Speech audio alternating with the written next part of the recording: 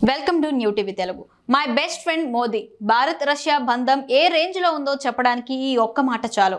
మాస్కోలో అచ్చంగా ఇదే జరిగింది. ప్రధాని మంత్రి నరేంద్ర మోదీని రష్యా అధ్యక్షులు వ్లాదిమిర్ పుతిన్ ఆకాశానికి ఎత్తేశారు. తన బెస్ట్ ఫ్రెండ్ అంటూ సంబోధించారు.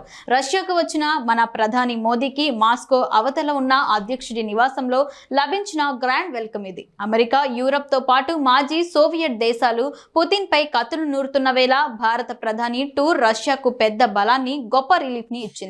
కరోనా తర్వాత ప్రధాని తొలిసారి రష్యా వెళ్లారు. ఇది పూర్తి అధికారిక కార్యక్రమం కాదు, కానీ మర్యాదపూర్వకంగా సాగిన ప్రైవేట్ కార్యక్రమం.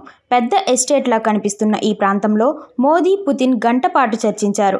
షేక్ హ్యాండ్లు, ఆలింగనాలు, బ్యాటరీ వాహనాల్లో ప్రయాణిస్తూ ఇద్దరు నేతలు ప్రపంచ దేశాలను ఆకర్షించారు. భారత్ రష్యా మధ్య ఉన్న చిరకాల మైత్రి బంధానికి ఈ మీటింగ్ ఒక నిదర్శనం.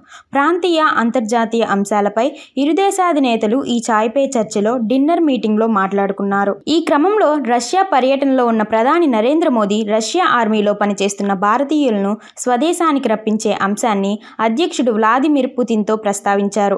దీని తరువాత అధ్యక్షుడు పుతిన్ భారతీయులు త్వరలో దేశానికి తిరిగి వస్తారని ప్రధాని మోదీకి హామీ ఇచ్చారు. వాస్తవానికి రష్యా సైన్యంతో పాటు ఉక్రెయిన్ పై పోరాడటానికి భారతీయ పౌరులను బలవంతంగా తరలిస్తున్నారన్న వార్తలు వచ్చాయి. భద్రతా సహాయకులుగా పనిచేసేందుకు భారతీయులను మోసపూరితంగా సరిహద్దులకు పంపుతున్నారు కొందరు ఏజెంట్లు. నవంబర్ 2023 నుండి రష్యా ఉక్రెయిన్ సరిహద్దులో దాదాపు 18 మంది భారతీయులు చిక్కుకుపోయారని ఒక ఏజెంట్ సమాచారం ఇచ్చారు. ఈ సమయంలో ఒకరు ప్రాణాలు కూడా కోల్పోయారు. ఈ నేపథ్యంలోనే తాజాగా ఇద్దరు దేశాధినేతల భేటీతో బలవంతంగా చిక్కుకుపోయిన భారతీయులకు విముక్తి లభిస్తోంది.